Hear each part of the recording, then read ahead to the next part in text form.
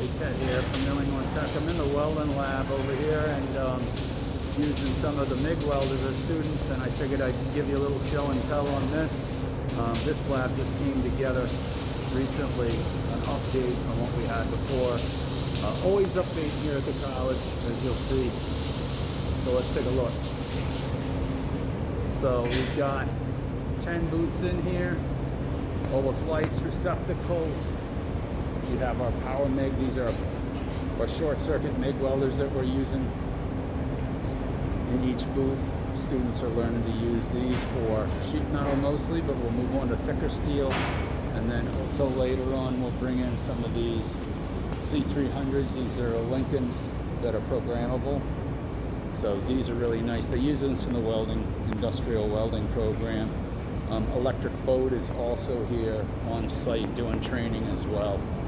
So pretty cool, always updating here.